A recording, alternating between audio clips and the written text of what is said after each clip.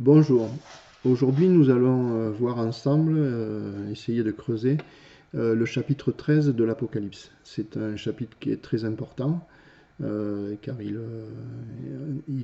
rentre pas dans des détails mais il donne des grandes généralités qui sont importantes. C'est une colonne vertébrale, on va dire, de la prophétie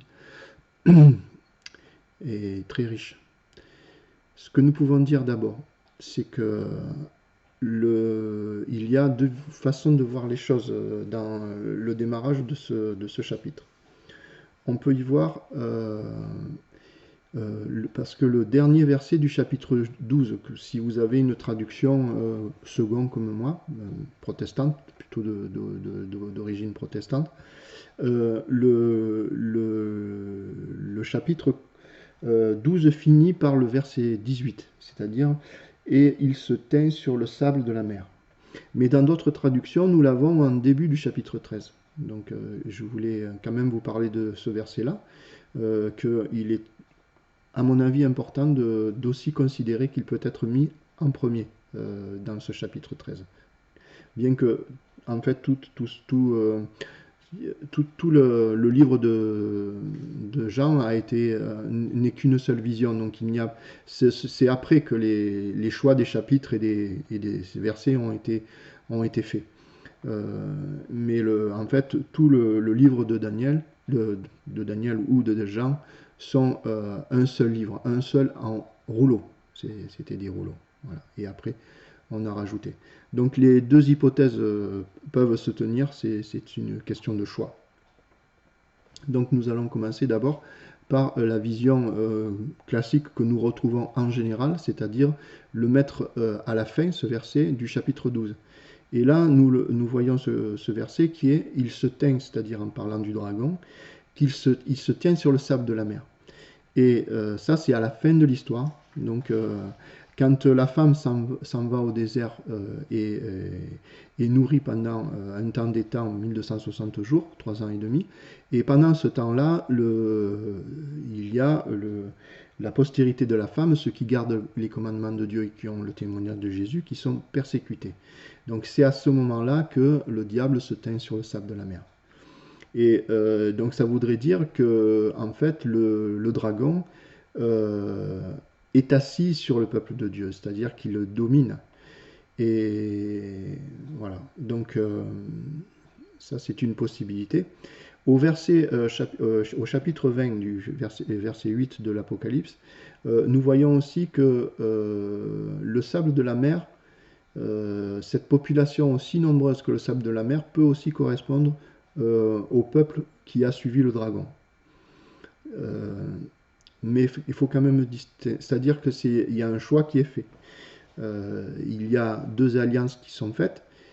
Une première alliance, c'est la femme, c'est celle de la femme libre, de la femme esclave qui a son fils issu de cet état d'esprit de l'esclavage. Donc son maître ce sera son maître et ce sera la crainte qui animera son esprit.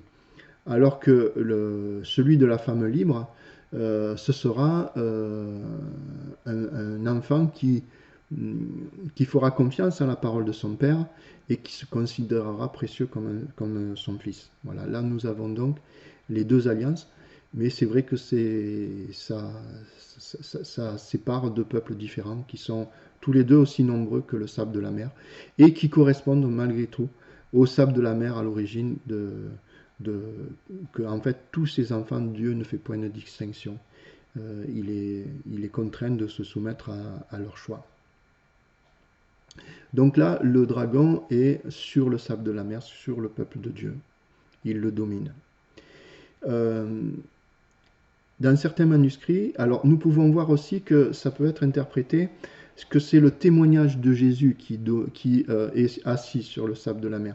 Il y a ces deux possibilités qui peuvent tenir. C'est-à-dire le témoignage de Jésus, c'est ce peuple-là qui garde les commandements de Dieu et qui a le témoignage de Jésus. Et le témoignage de Jésus, au chapitre 19, verset 10, c'est l'esprit de la prophétie. C'est-à-dire qu'en fait, ce témoignage ce message-là, c'est ce que Jésus a donné dans les prophéties. C'est-à-dire que ce peuple sera animé par le témoignage que Jésus aura donné par les prophéties, notamment celle de Jean dans le livre de l'Apocalypse ou celle de Daniel, mais pas que. Lui-même, par exemple au chapitre 24 ou dans Luc 21 ou dans Ézéchiel, etc. Tous ces enseignements prophétiques sont pour les temps de la fin. Enfin, pas que, mais le peuple de la fin se nourrira essentiellement de la prophétie et témoignera par la prophétie. Il y a aussi il y a des manuscrits, parfois des petites différences dans les manuscrits qui ne sont pas forcément contradictoires, mais qui peuvent être complémentaires. Et dans des manuscrits, il est dit que c'est « et je me tins sur le sable de la mer ». C'est-à-dire qu'en fait, c'est Jean qui se tient sur le sable de la mer. Et là, nous rejoignons l'idée précédente, c'est-à-dire que c'est le témoignage de Jésus. D'ailleurs, on le voit au début du chapitre 1, où Jean déclare j'étais sur l'île appelée Patmos à cause de la parole de Dieu et du témoignage de Jésus. Vous voyez, il y a une distinction entre la parole de Dieu de manière générale, qui est un enseignement où on va dire, on va connaître Dieu, etc. Il y a plein d'enseignements, de recommandations, tout ça. Et le témoignage de Jésus, qui est la prophétie, qui concerne principalement les temps de la fin. Donc, vous voyez, l'idée est à peu près la même. Mais nous pouvons aussi attacher ce verset au premier chapitre, au début du chapitre 13, c'est-à-dire avant que la bête sorte de la mer. Et là, à ce moment-là, nous voyons aussi la même chose, c'est-à-dire qu'il peut y avoir un crible qui se fait, c'est-à-dire une partie du sable de la mer, quelque part, qui suit le dragon, le dragon qui domine une partie du sable de la mer, mais nous voyons aussi que ceux qui portent le témoignage de Jésus, ou Jean par exemple, sont aussi assis sur le sable de la mer. Il y a peut-être un élément supplémentaire concernant Jean, c'est que c'est possible que ce verset-là, à cet endroit, en disant « je me tais », c'est possible qu'en fait, toute la force de son livre prenne existence à ce moment-là.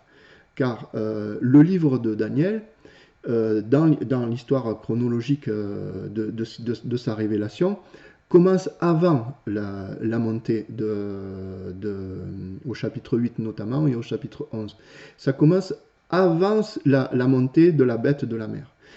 Mais par contre, Jean, c'est moins clair. C'est-à-dire qu'en fait, il est fortement possible que vraiment le démarrage du livre de Jean commence à ce moment-là. Et d'ailleurs, on le voit dans la grosse généralité de ce chapitre.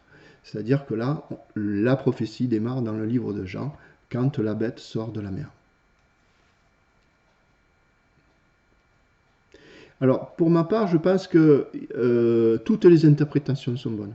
Que ce soit le dragon, que ce soit à la fin de l'histoire, ou que ce soit au début de l'histoire, quand la bête prend le pouvoir, je pense que tout ça n'est pas contradictoire. C'est au contraire, je m'aperçois que c'est souvent dans la parole de Dieu, il y a plusieurs couches de compréhension. Et parfois, il ne faut pas s'en tenir à la première couche, mais continuer toujours à creuser. Et nous obtenons plus de profondeur et d'autres messages. Donc, nous allons démarrer le chapitre 13. Donc, au verset 1.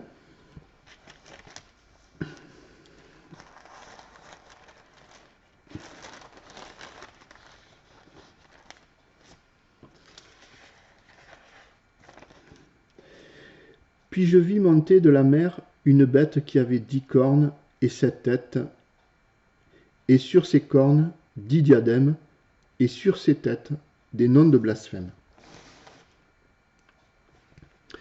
Donc Jean voit une bête sortir de la mer. Cette bête a toutes les caractéristiques des animaux de Daniel 7. Elle a 7 têtes et 10 cornes. Les 7 têtes de Daniel 7, ce sont les 7 têtes qu'il y a sur le lion, une sur le lion, une sur l'ours, les 4 qui sont sur le léopard, et la 7e qui est sur la dernière bête qui va sortir. Voilà. Qui n'est pas encore venue. Donc, en Apocalypse 12, par contre, nous avons une petite différence. Là, nous voyons que les 10 cornes et les 7 têtes sont sur la bête. Alors que au chapitre 12, les 7 têtes et les 10 cornes sont sur la tête du dragon. Vous voyez, c'est différent. Et ça, c'est intéressant de le joindre après, où ça va nous être compris. C'est-à-dire que le chapitre 12 vient avant, c'est-à-dire quand le dragon seul domine les 7 têtes et les 10 cornes. Et là, par contre, quand la bête, elle est indépendante. C'est au moment où la corne sort, où la tête qui a été blessée à mort sort. Et là, pourquoi cette différence où les 7 têtes et les 10 cornes sont sur la bête? Parce qu'il nous est dit que le dragon lui donna sa puissance, son trône et une grande autorité. C'est-à-dire qu'en fait, le dragon qui domine quelque part sur ces 7 têtes et sur ces 10 cornes, eh bien, va donner à la bête son autorité. Et c'est pour ça que nous retrouvons au chapitre 13, contrairement au chapitre 12, les cornes et les têtes, non pas sur la tête du dragon, mais sur celle de la bête. Alors, voilà. Alors, au chapitre 12, les diadèmes, c'est-à-dire les diadèmes, c'est des couronnes qui ornent la tête des rois. Ce sont les symboles de l'autorité. Les symboles d'autorité sont sur les 7 têtes. C'est-à-dire que l'autorité est répartie de manière équitable entre tous les constituants de la bête, c'est-à-dire les quatre royaumes. Les 4 royaumes, dont un qui a 4 têtes. Hein. Alors qu'en Apocalypse 13, l'autorité est sur les 10 cornes. C'est-à-dire qu'on est légèrement plus loin, c'est-à-dire que c'est au moment où la 4e bête va avoir seule l'autorité. Vous voyez, la 4e bête, elle a 10 cornes, c'est-à-dire, au lieu d'avoir un seul roi, elle a une commission de rois. Au chapitre 17, c'est dit qui a autorité comme roi. C'est-à-dire qu'elle n'a pas un seul roi, mais elle a 10 rois. Et donc là, nous voyons que c'est la 4e bête, à un moment donné, qui va dominer les 3 autres. Mais au début, l'autorité est répartie sur l'ensemble des têtes ou l'ensemble des rois.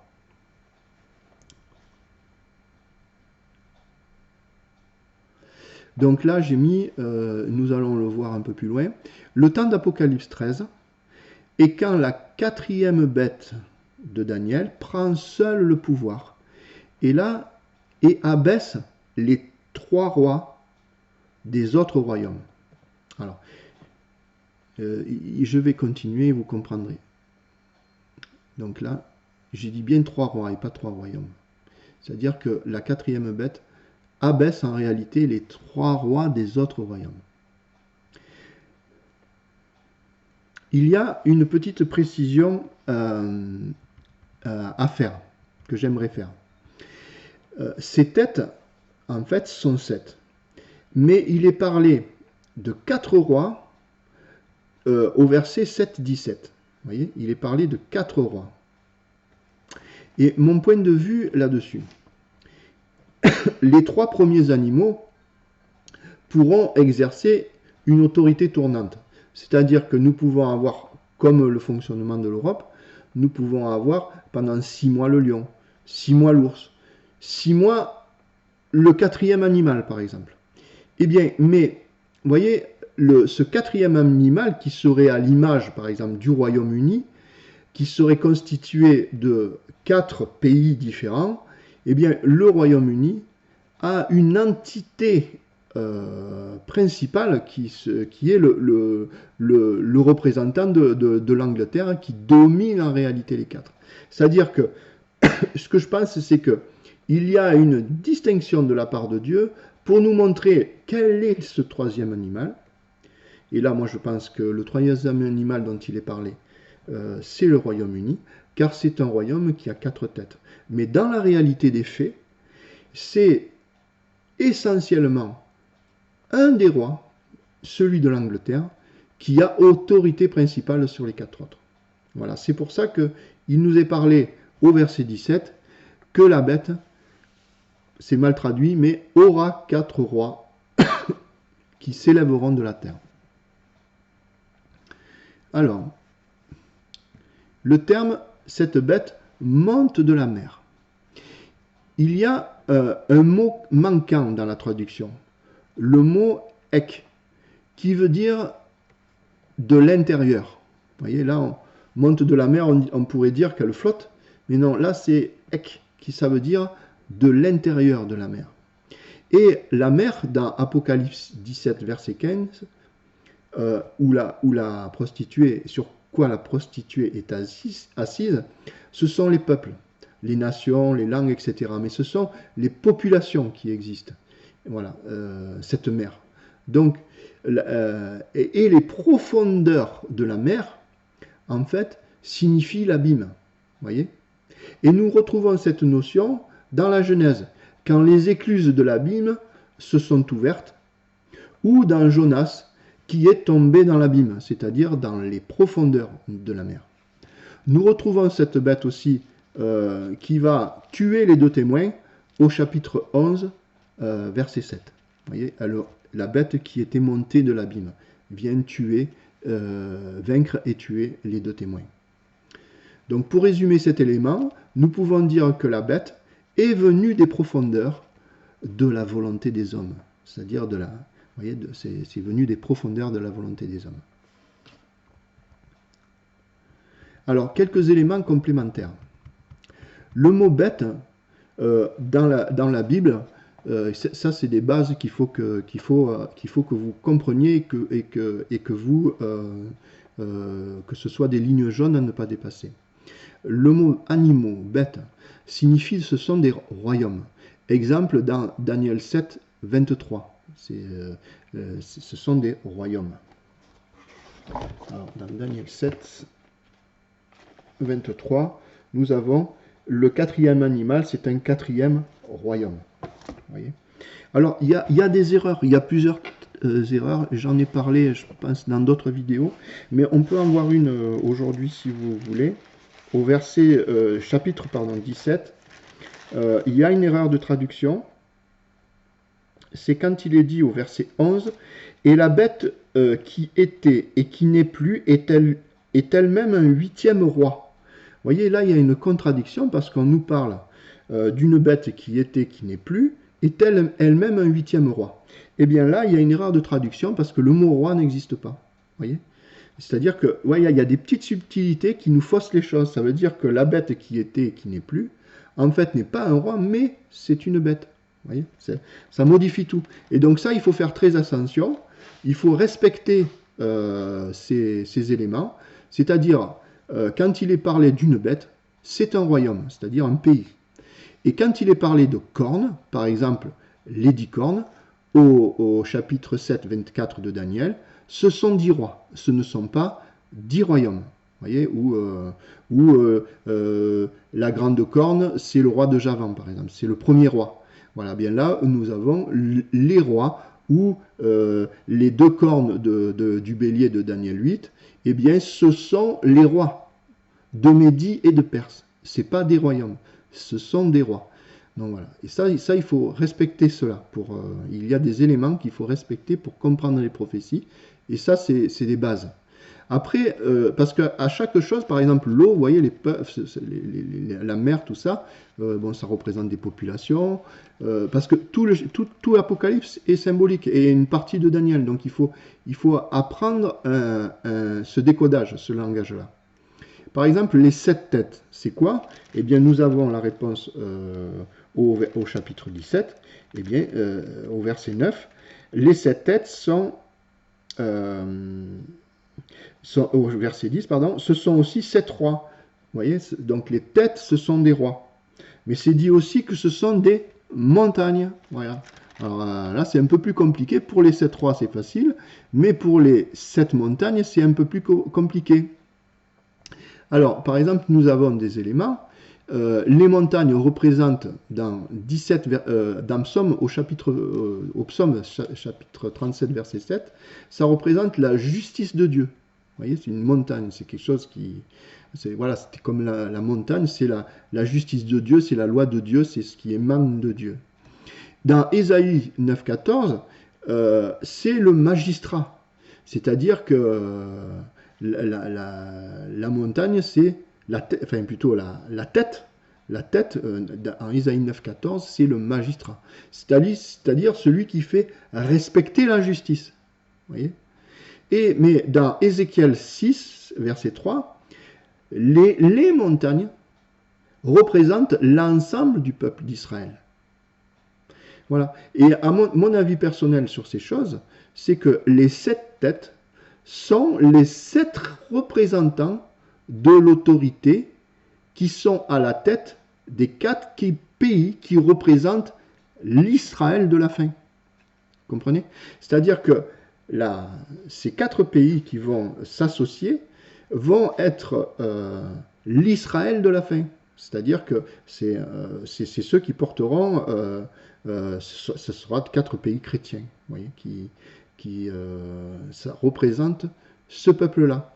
Et d'ailleurs, souvent il est parlé de Rome comme la ville aux 7 collines. Ce qui est important, c'est de toujours avoir au moins je dirais, un autre élément biblique pour confirmer une idée.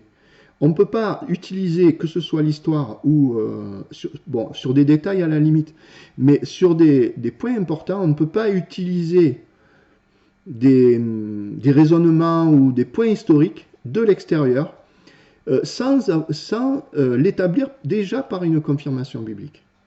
Et donc, Rome, par exemple, ville aux 7 collines, inconnue. Par contre, nous savons que Jérusalem, plusieurs fois, quand il est parlé des montagnes d'Israël, eh bien, à Jérusalem, il y a cette montagne ou cette colline. Vous voyez? Donc, en réalité, ce dont parle le texte, parle de ces 7 rois, ces 7 magistrats qui sont là pour tenir quelque part, de respecter la justice, qui dominent sur l'Israël de la fin. Voilà. Après, nous avons les noms de blasphème. Vous voyez, alors, et sur leur tête, des noms de blasphème. Alors, le mot nom, vous voyez, par exemple, on utilise au nom de Jésus, tout ce que vous demanderez en mon nom, etc., etc. Bon, il y en a qui attachent beaucoup d'importance, vous voyez, qui vont appeler Yeshua, nanana, avec une composition, fils de, vous voyez, etc., ou Jéhovah, ou quoi que ce soit. Voilà, donc je veux dire qu'il y a une connotation de respect absolu jusqu'à essayer d'aller prendre l'origine du mot. Moi, j'ai pas cette foi-là. Je le vois, par exemple, dans le nom, dans Philippiens, parce que, par exemple, celui de Dieu, au nom de Dieu, on ne connaît pas en réalité le nom de Dieu. On a perdu la phonétique de son nom. Par exemple, Jéhovah, c'est une construction tardive, mais en fait, on ne connaît pas le nom. Et quand Dieu parle de son nom, en fait, il veut dire ce qu'il représente, sa personne. Et bien dans Philippiens chapitre 4, verset 3, le nom, en fait, le même mot que nous retrouvons dans le nom, est traduit par homme. Voilà. Voilà. Donc au nom, c'est traduit par un homme. Alors le blasphème, c'est diffamer, c'est-à-dire des noms de blasphème. Et donc ces têtes, c'est quelque part représentant de l'autorité qui est censée enseigner la justice, en fait, sont des hommes qui font de la diffamation. C'est-à-dire qui donnent une fausse image de quelqu'un. Voilà. Et ce quelqu'un, c'est la fausse image qui donne, c'est essentiellement de Dieu. Et puis du peuple saint aussi, bien sûr, le peuple qui le représente. Donc les 7 représentants de l'autorité ont donc la langue qui calomnie.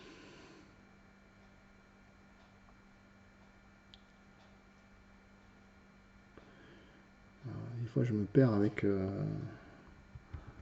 les trucs là. Où j'en suis. Avant d'aller plus loin, il serait bien de réfléchir sur certains éléments de Daniel et l'Apocalypse.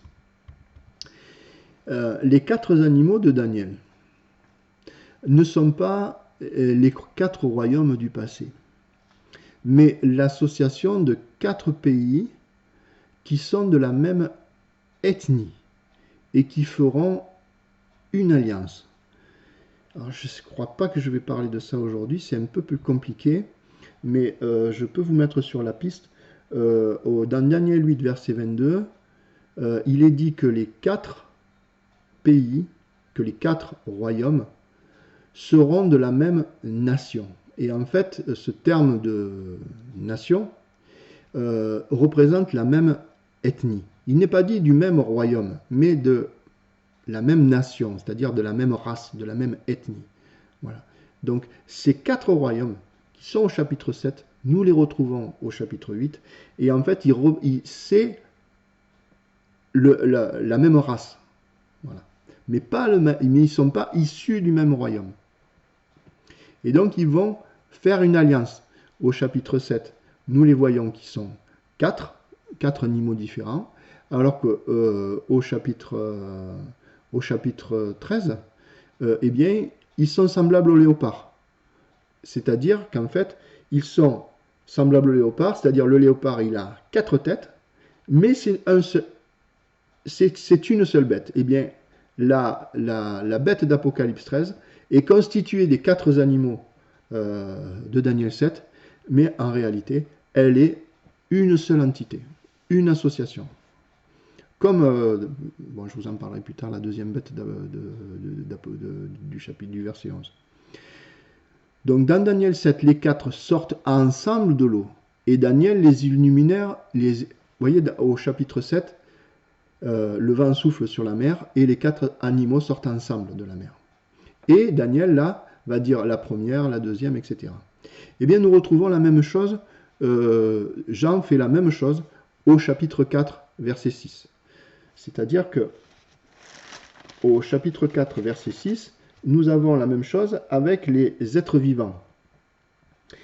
Il y a encore devant le trône, alors je continue un peu, au milieu du trône et autour du trône, il y a 4 êtres vivants remplis de Dieu devant et derrière. Voilà. Devant le trône, il y a 4 êtres vivants. Et là, qu'est-ce qu'il est dit après, le premier être vivant est semblable au lion, etc. etc. Vous voyez, et dans Daniel, c'est la même chose. C'est-à-dire qu'ils sortent tous en même temps de l'eau, et après, il y a un premier, un deuxième, etc. Alors, voilà. Vous voyez, ça ne veut pas dire qu'il y avait Babylone il y a très longtemps, et après, il y a eu, etc. C'est-à-dire ils sortent en même temps, et Daniel ou Jean les énumère. Alors, Alors, c'est possible que cette énumération soit sur la base de l'importance des animaux. C'est-à-dire que le lion, c'est le premier, donc ça pourrait être le plus précieux ou peut-être le moins précieux. Mais à titre personnel, je penserais, comme ce que je vous ai expliqué avant, c'est-à-dire que c'est plutôt pour le peuple de Dieu, c'est un repère dans le temps. C'est-à-dire que d'abord, euh, se pense que c'est plutôt une autorité. Mais attention, il y a des choses qui sont confirmables par la parole de Dieu que je vous donne. Ça ne l'est pas. Donc c'est à garder. C'est une idée personnelle. Hein. Je ne le ferai pas forcément toujours entre une idée. Je ne pourrai pas forcément toujours vous dire. Je n'aurai pas forcément cette vigilance de vous dire toujours. Mais ça, c'est une idée personnelle. Je pense plutôt pour une autorité tournante. Par exemple, de 6 mois. Ce qui permettra au peuple de Dieu qui aura le témoignage, qui aura la prophétie, de vraiment voir les événements. Et plus ces événements se dérouleront devant eux, et plus ils ouvriront les yeux et auront envie de témoigner de ces choses-là. Et ils seront nourris de ces choses-là. Alors, qui sont ces 4 animaux? Alors, qui sont ces 4 animaux? Alors ça, je vous donnerai mon avis. J'avais voulu le mettre là, mais je vous donnerai mon avis à la fin de l'étude sur ce point. Sur la première et aussi sur la deuxième bête d'Apocalypse 13. Il est nécessaire de soutenir les hypothèses. En tout cas, ce qui est important, c'est de soutenir les hypothèses par des arguments bibliques et pas par des éléments tout faits comme c'est l'ONU ou ça c'est l'Amérique, etc. Enfin bon, ça il faut éviter ça. Il faut essayer de confirmer les choses par les arguments publics. Mais ça je vous en reparlerai. Je n'ai pas encore écrit ça encore, donc je vous en reparlerai après.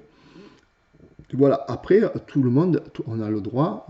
Moi, par exemple, il y a des choses où je vous donnerai mon avis personnel, mais ce n'est pas biblique, mais il faut simplement le préciser. C'est une possibilité. Mais en tout cas, n'accueillez pas des choses qui sont inscrites depuis très très longtemps dans des églises et qui ne reposent pas, qui sont devenues vérité, mais qui en réalité ne reposent pas sur une confirmation biblique. Mais c'est un raisonnement qui se suit, quoi. Voilà. Alors, les 10 cornes. Il y a très souvent une confusion avec ces 10 cornes.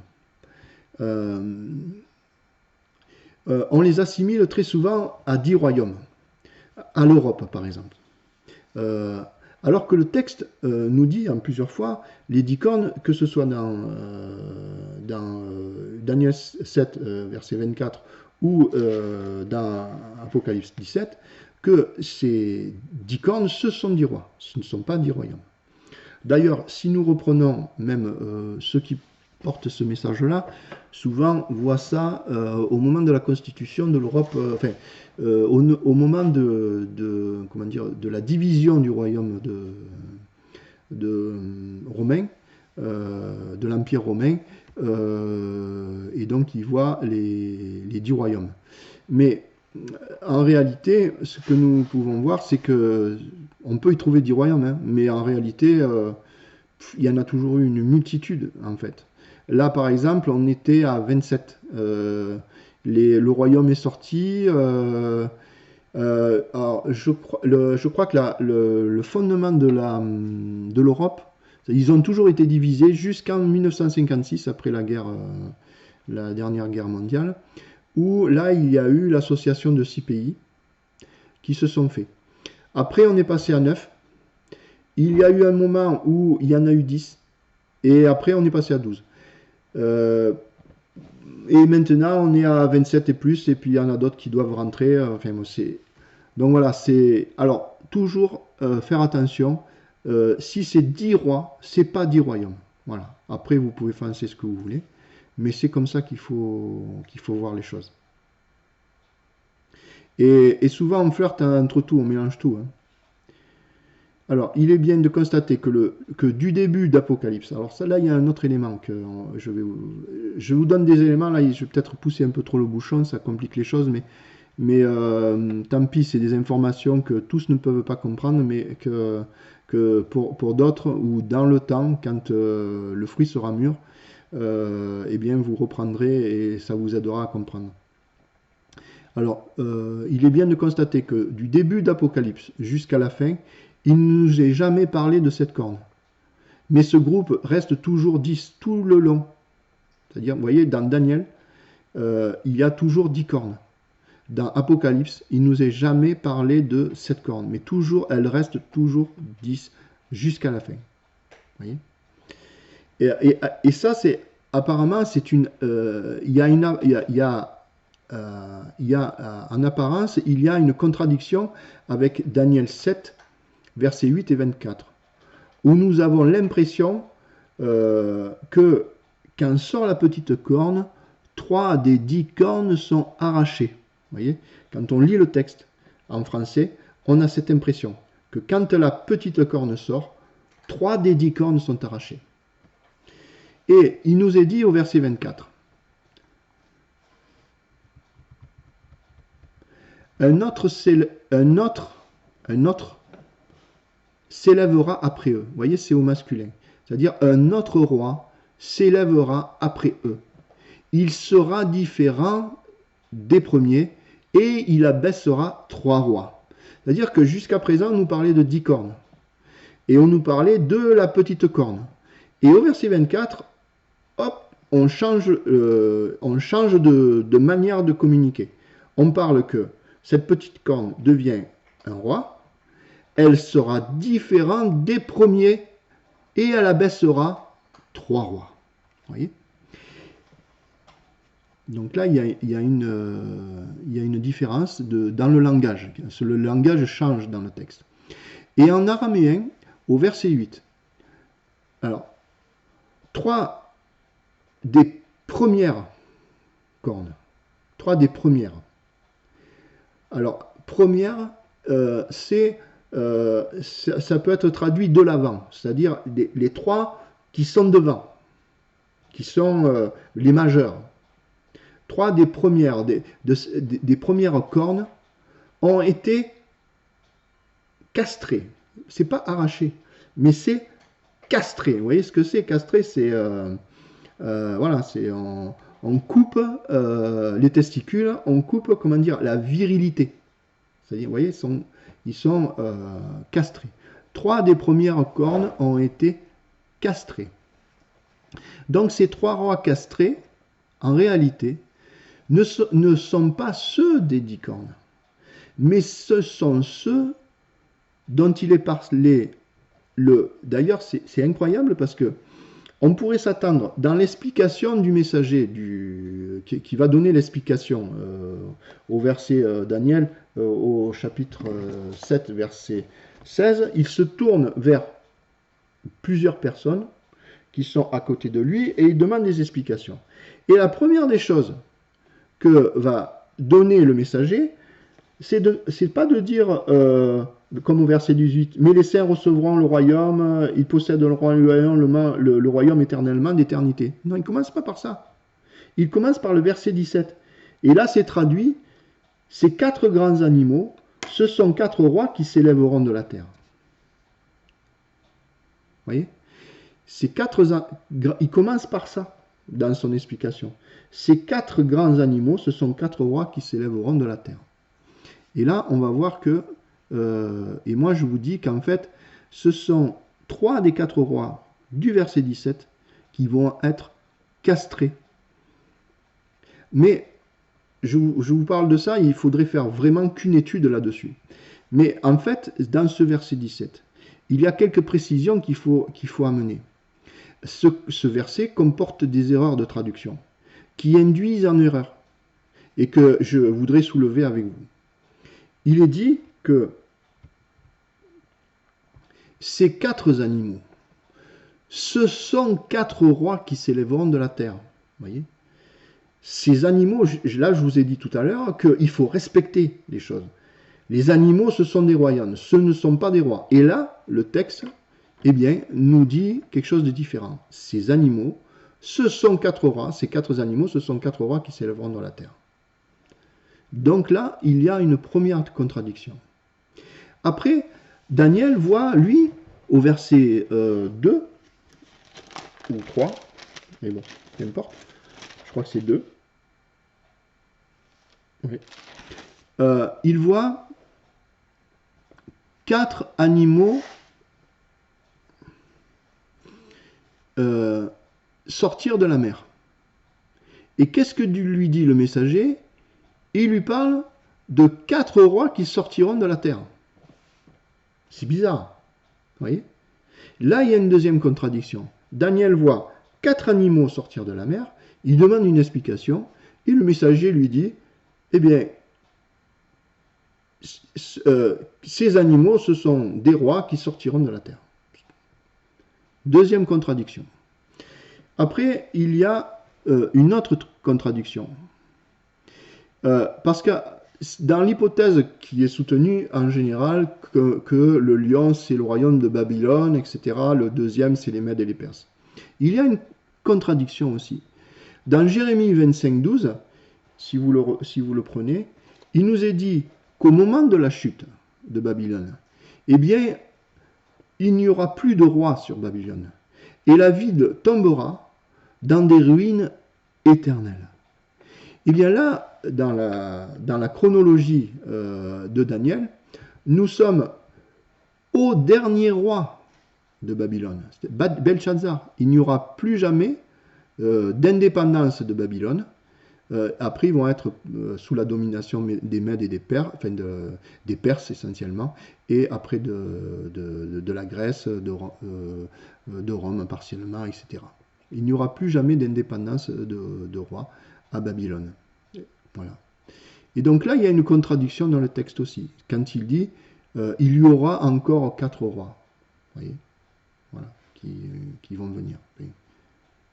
Voilà. Ce sont 4 rois qui s'élèveront de la terre. Mais l'autre contradiction. Donc, en résumé, les 4 animaux ne peuvent pas être des rois, car les cornes sont des rois et les animaux sont des royaumes. Et je vous propose une traduction qui serait plus juste, en fait, en araméen, c'est dit, ces quatre grands animaux, ces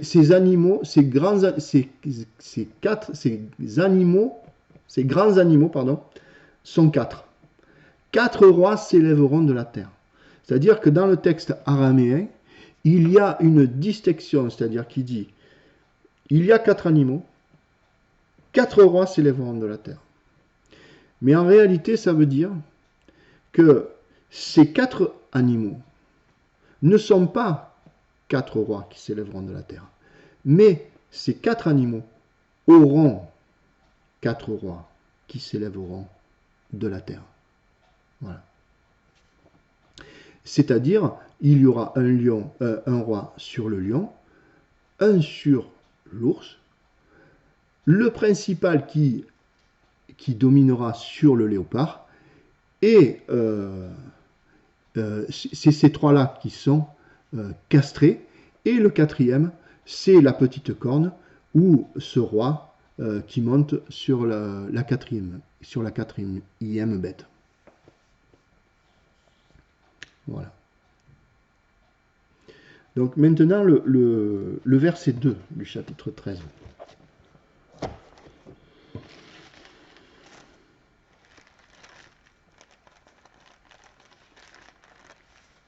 Alors cette bête, donc je vous l'ai dit, elle est semblable au léopard, semblable au royaume uni.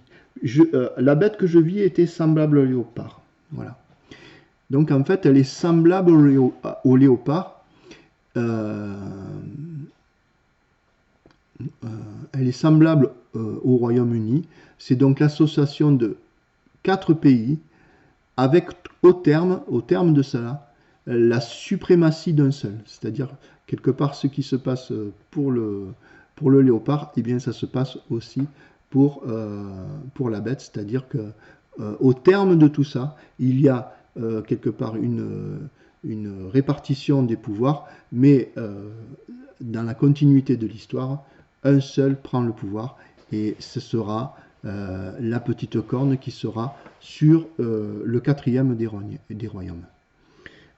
Alors après, nous voyons, ses pieds à cette bête étaient comme ceux d'un ours. Les pieds de l'ours ou les pattes de l'ours, deux choses peuvent apparaître. Les pattes peuvent représenter la violence avec les griffes. Vous voyez, souvent dans la Bible, les pattes de l'ours les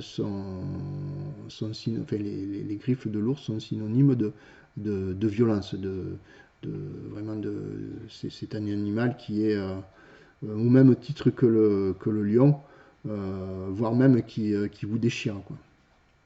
Donc cette bête peut exprimer la violence. Cela peut représenter aussi le fait de garder une partie de ce royaume dans l'impossibilité de se relever. C'est ce que nous voyons en Daniel 7. Car dans le texte araméen, en Daniel 7, qu'est-ce qu'il dit par... voilà, il s'est dit, il se tenait sur un côté dans la version second. Mais en fait, c'est dit, il se relève que d'un seul côté. C'est-à-dire qu'en fait, l'ours ne se relèvera que, il se tiendra, si vous voulez, sur un côté, où il ne se relèvera, se tiendra que sur un seul côté. C'est-à-dire que l'ours, dans son histoire,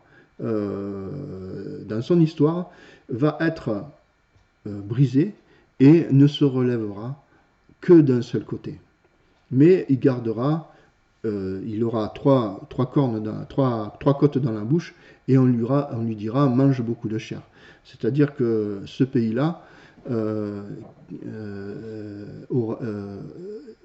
quand même un pays qui aura fait beaucoup de dégâts et qui sera animé par la violence et qui ne se relèvera que d'un côté. Après, nous avons dans Apocalypse 13, on nous parle de la gueule comme la gueule du lion. Oui. Alors, la gueule du lion, alors c'est le même mot en grec. La gueule ou la bouche est en fait le moyen d'expression. Voilà, on le retrouve dans plein de fois. La gueule et la bouche. Bon, là, en français, on considère que c'est traduit par gueule parce qu'en français, on fait une distinction, mais c'est le même mot. Donc, c'est le lion qui, on va dire, qui parle. Après, on va voir que après, c'est le dragon qui lui donne la parole, mais en tout cas, pour un temps, celui qui communique, c'est le lion.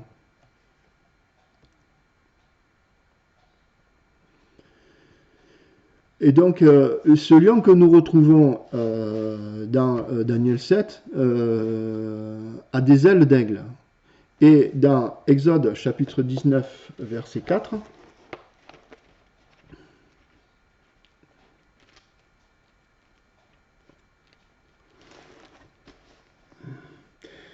c'est dit, vous avez vu ce que j'ai fait à l'Égypte et comment je vous ai porté sur des aigles d'aigle et amené vers moi. Vous voyez, ce lion, dans son histoire, en fait, c'est certainement ce pays-là qui portera l'évangile, en tout cas au début. Et d'ailleurs, après, on voit que au chapitre 7, malheureusement, ses ailes lui sont arrachées. Donc, vous voyez comme je vous ai porté sur des aigles d'aigle et emmené vers moi. Voilà, donc dans son histoire, ce pays-là portera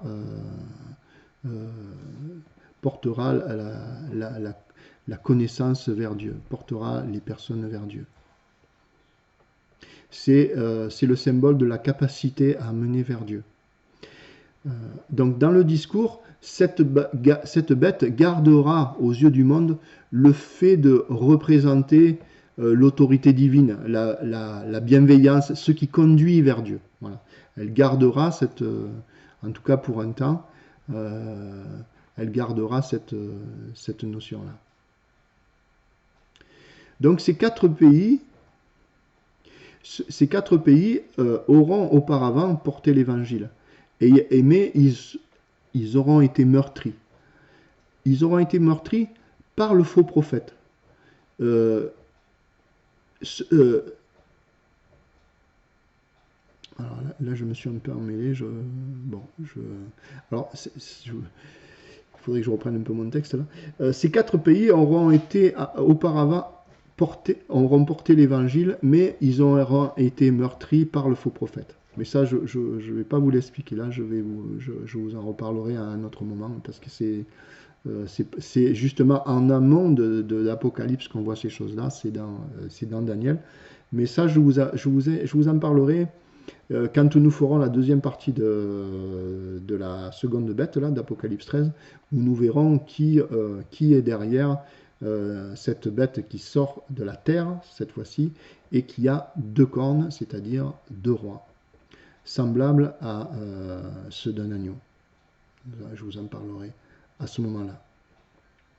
Donc là, dans ce verset 2, il nous est parlé du dragon.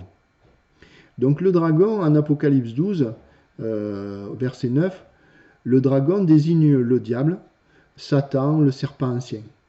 Et il est possible que ces différents noms peuvent mettre en évidence les spécificités de ce personnage. Le serpent, lui, c'est la séduction. Nous le voyons dans la Genèse et en Apocalypse 12, 14.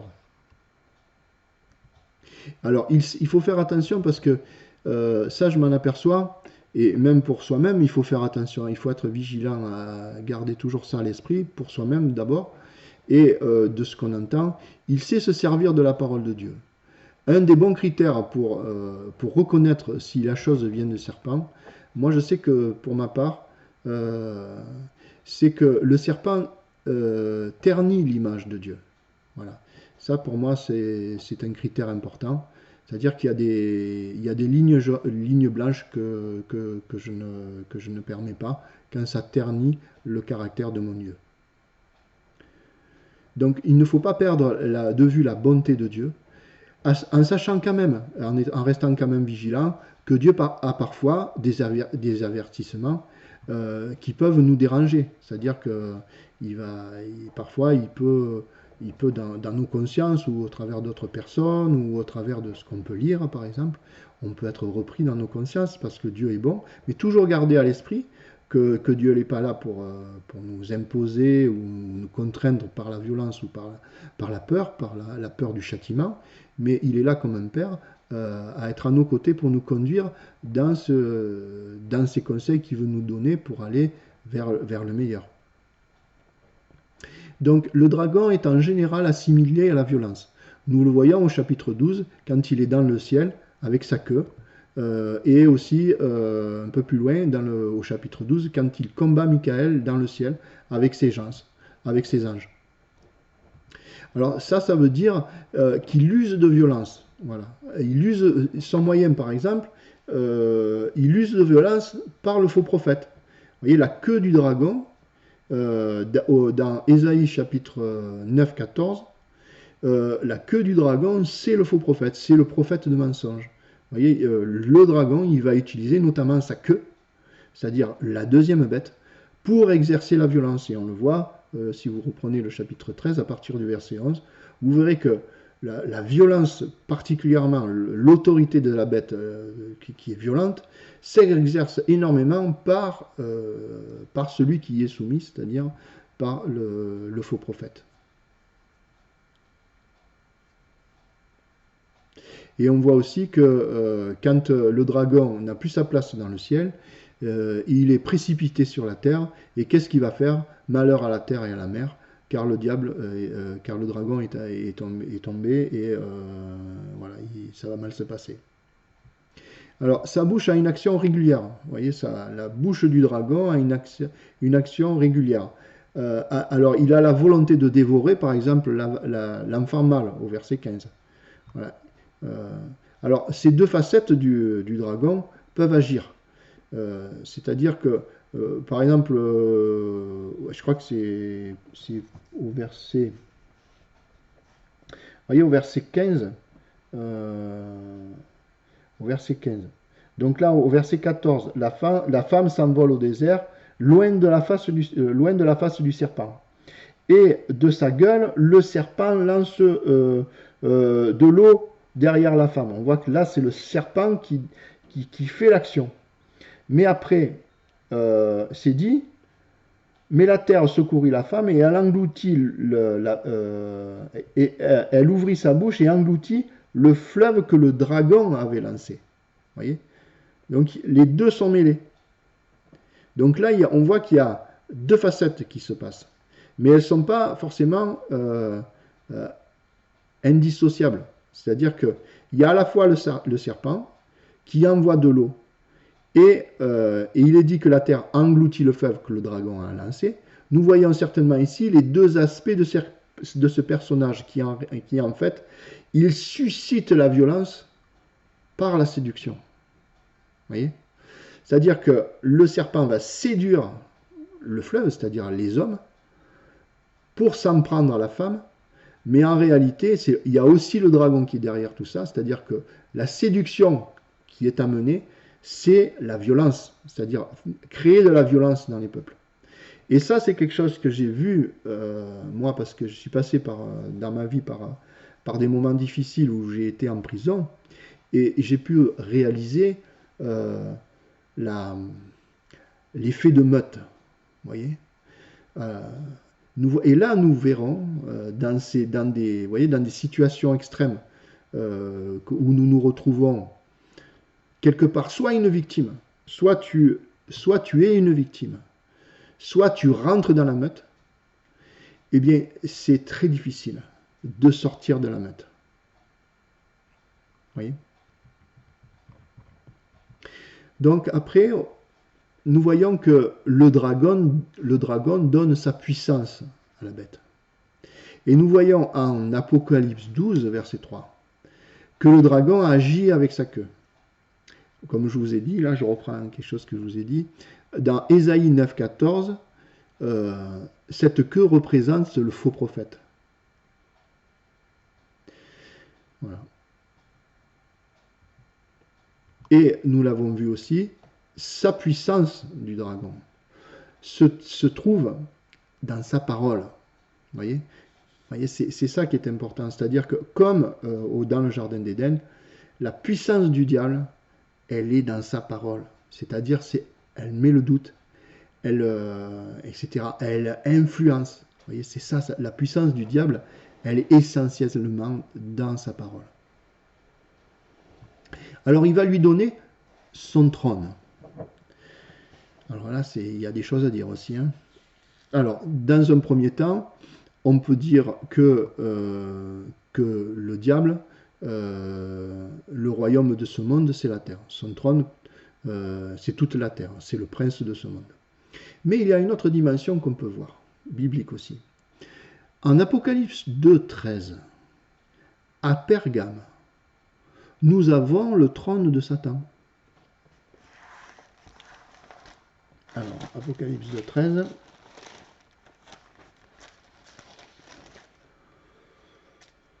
Alors,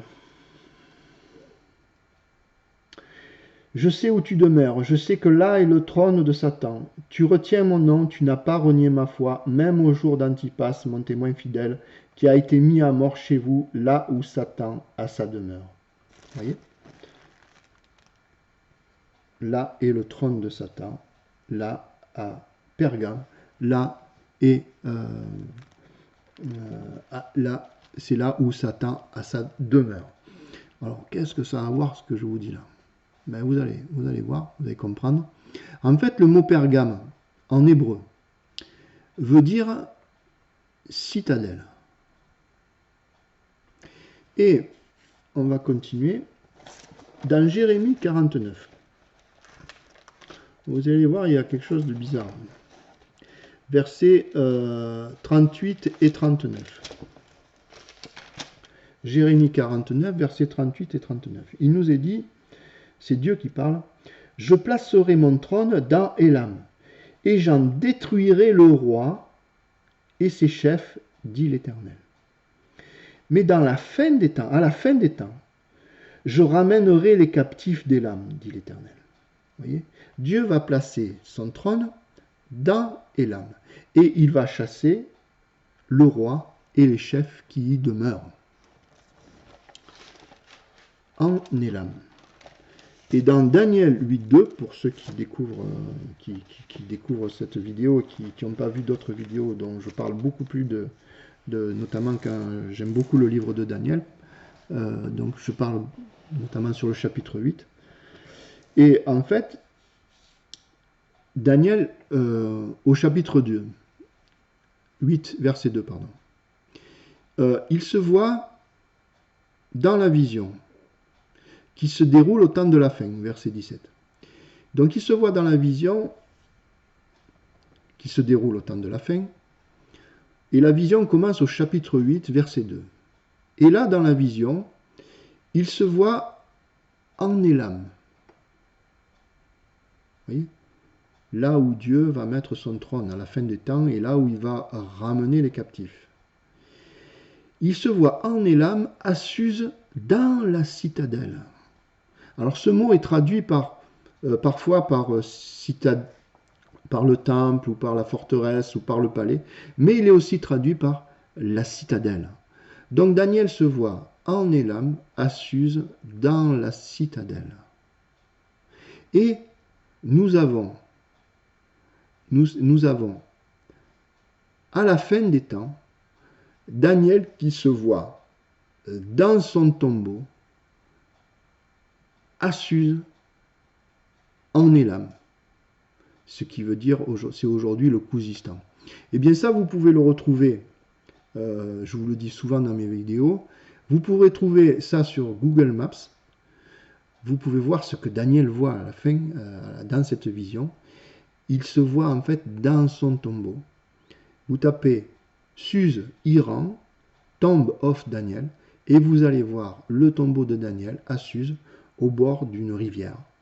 Vous voyez ? Et là, au verset 3, dans Daniel 8.3, Daniel se voit à l'intérieur de son tombeau ouvrir les yeux, et devant lui, qu'est-ce qu'il voit ? Il va voir un bélier avec 2 cornes, avec 2 rois. Mais toute la vision, en fait, se déroulera à la fin. Et donc, en fait, ce que veut dire ce message, c'est que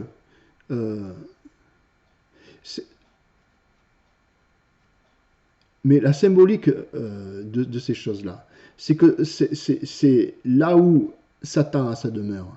En fait, là, c'est lui qui est le prince de la mort, vous voyez, qui retient en fait les captifs de la mort.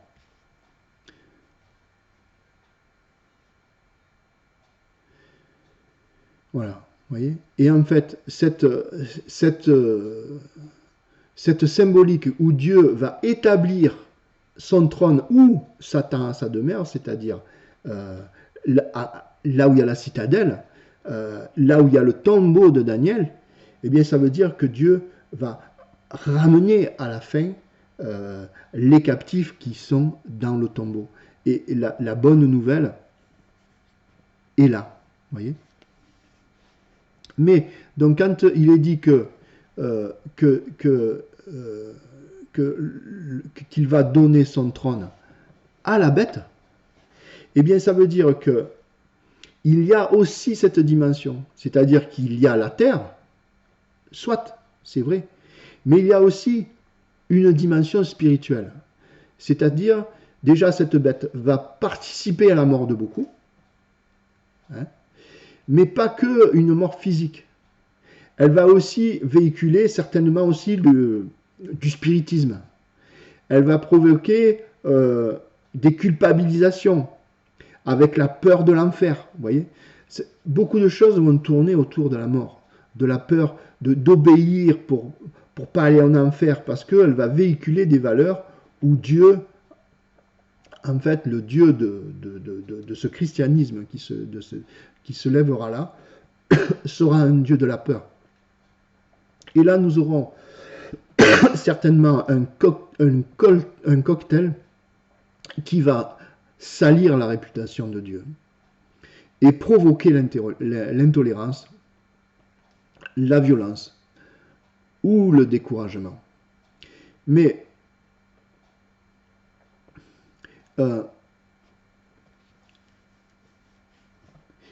ce qui est important, c'est de voir que Dieu et l'espérance de ceux qui auront le témoignage de Jésus par la prophétie, c'est cette espérance que Dieu va établir son trône à la place de ce roi et il ramènera les captifs. La bonne nouvelle, elle est là. C'est cette espérance. C'est cette espérance qui leur permettra de donner leur vie même. Voyez, cette espérance, elle va au-delà de la mort, au-delà de la peur de la mort. Voilà. Voilà, je vous remercie. Nous allons continuer la prochaine fois le verset 3. Vous voyez, il y a beaucoup de choses à dire. Je fais comme je peux, vous le savez. Je vous remercie et à bientôt.